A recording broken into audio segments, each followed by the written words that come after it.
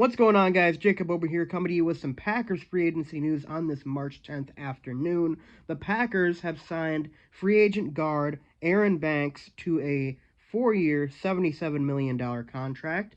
Aaron Banks, per Ian Rappaport, was one of the top guards left on the market.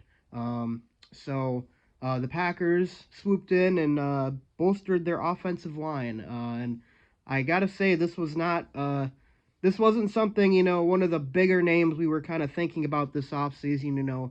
Names like DK Metcalf were floating around there, or T. Higgins, guys like that. But a lot of the bigger names who are up for trades and up for free agency have already been taken off the market. So this is not a huge, franchise altering move for the Packers, but I do kind of like the move. To be fair, I wasn't entirely familiar with Aaron Banks before this move was made. Did a little research before this video. He has a 65 overall Pro Football Focus rating, which is pretty good. It's above average. The Packers, with losing Josh Myers, there's been talk of moving Elton Jenkins to center, where some people believe that he's even better than he is at left guard. So this move seems to be confirmation of that taking place this offseason, that Elton Jenkins is going to be shifting to center and Banks will slide in at left guard. For Banks' track record, I saw a post that said he had only given up one sack in his last 1,068 pass blocking snaps. That's really solid. That's consistency, and that's the kind of thing that you need on your offensive line. I don't really expect the guy to be an all-pro or anything like that, but if you can be consistent and do your job, that's really what you're looking for. And the Packers had just drafted a guard last offseason during the draft, so this move is a bit of a surprise to some, I'm sure, and to be honest, myself as well. But of course, Jordan Morgan was not healthy for most, if not all, of last season. And after Elton Jenkins went down in that playoff game against the Eagles, we saw the offensive line kind of crumble a bit. So I understand the thinking by Brian Gutekunst. You want to shore up your offensive line, and hey, look what the Eagles just did. They had the best offensive line in the NFL. They literally went in and just bullied the other team every single game. They didn't. Obviously, they have their playmakers and they have an elite defense and everything, but really, Saquon Barkley ran for over 2,000 yards because that offensive line is so imposing. Just imagine for a second, the Packers have a home game in January at Lambeau Field.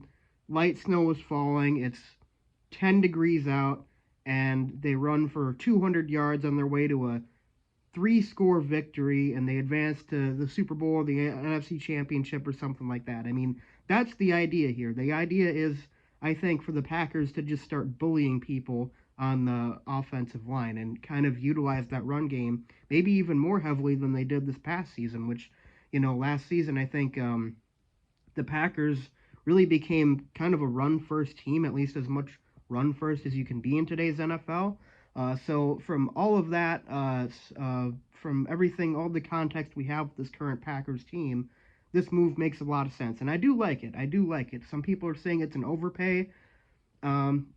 I'd like to see how it plays out for sure. The 65 overall Pro Football Focus rating might be a little on the low end for a 4-year, $77 million contract, but I trust that the Packers offensive line coaches are going to help him be the best version of himself, and that this offensive line is going to be better than they have been in a long, long time coming up this season. So overall, I like the move, and I do actually think that this might mean the Packers are looking to draft a skill position in the first round this year.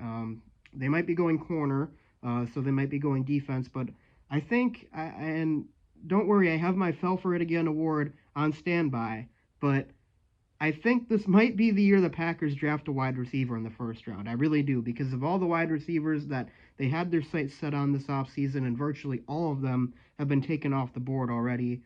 I think the Packers are really going to go all in on a wide receiver in the draft in the first round, and it's going to be funny seeing people, after all the years the Packers went without drafting a wide receiver in the Aaron Rodgers era, which personally I kind of think fans really overreacted overreacted to. I mean, Rodgers always had a great receiver core.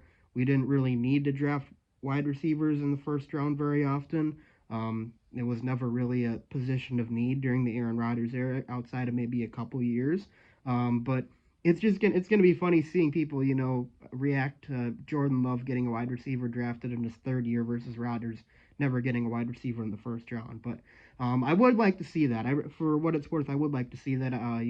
Christian Watson, probably going to be out until late next year, and obviously he's one of the guys who unlocks this passing game. And we saw how um, poor the passing game was in that playoff game against the Eagles without Christian Watson. And really, any game they didn't have Christian Watson this year, the passing game was not great. So I think this signing definitely opens the door to a skill position being drafted in the first round, maybe even a wide receiver. So we'll have to wait and see what happens. But overall, pretty solid move from Goot. I'm happy with it considering um, the blitz of the first day or two of free agency so far. So, anyways, guys, though, I'd love to hear your thoughts on the signing in the comment section below. What do you think of the Packers signing Aaron Banks to a 4-year, $77 million contract? Leave a comment in the comment section below. Be sure to leave a like, subscribe, and I'll see you guys next time. Go Pack, go.